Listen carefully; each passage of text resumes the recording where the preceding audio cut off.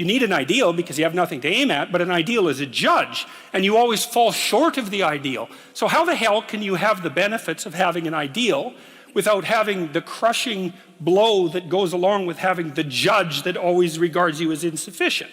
So I was trying to work that out in the chapter, and this is something I've had to work out a lot as a clinical psychologist. It's like, well, let's say you need a goal, but we don't want to let your distance from the goal crush you. So you got to set up a goal, and then you got to break the goal down into parts so that you can move towards it and you have a fairly high likelihood of doing it. So that's a bit of practical, I wouldn't say advice, it's because it's better than advice. It's some practical knowledge about how to go about achieving an aim. Set a high aim, but differentiate it down so you know what the next step is, and then make the next step difficult enough so you have to push yourself past where you are, but also provide yourself with a reasonable probability of success. It's also what you do with children, right? You want to push them because they need to grow up and be more than they are, right? But you don't want to crush them with constant failure. So what you do is aim high and make the goal difficult but proximal. So that's one way of looking at it. But then the next thing is, I've had clients, many clients in their 30s, who are trying to, this is more true with women, I would say. A lot of women who are very high achieving and who established their career goals at 30 and then want to differentiate out their life. They want to have a husband, they want to have a family, they're trying to figure out how to do that. And one of the things I've noticed that around 30, you really have to stop comparing yourself in some ways to other people. And the reason for that is that the particularities of your life are so idiosyncratic that there isn't anyone really all that much like you, because the details of your life happen to matter.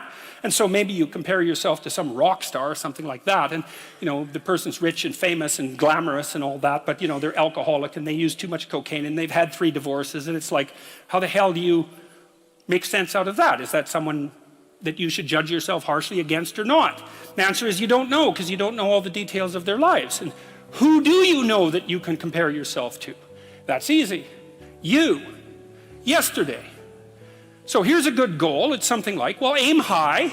And I really mean that. It's like, and we'll talk about that a little bit too. Aim high, but use as your control yourself. It's like, so your goal is to make today some tiny increment better than yesterday. And you can use better, you can define better yourself. This doesn't have to be some imposition of external morality.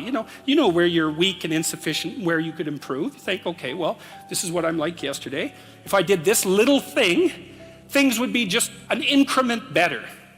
And, well, that's a great thing because you get the ball rolling, and incremental improvement is unstoppable. You can actually implement it, and it starts to generate Pareto distribution-like consequences. It starts to compound.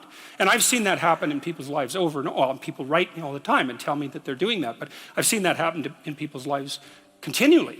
They make a goal that, the goal should be, how could I conceive of my life so that if I had that life, it would clearly be worth living, so I wouldn't have to be bitter, resentful, deceitful, arrogant, and vengeful. Like, that's sort of the bottom line, right?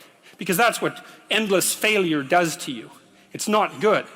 And that's what life without purpose and a goal does to you as well, because life is very hard. So you think, okay, well, I need to adopt a mode of being that would justify my suffering. And you can ask yourself that question. What would make this worthwhile? I quote Nietzsche, I think in that chapter, he said, "He who has a why can bear almost any how."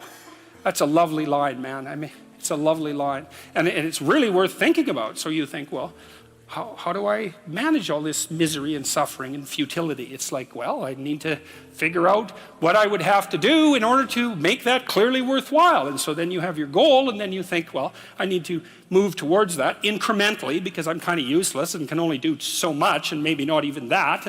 But all I have to do is be a little bit better than my miserable self yesterday.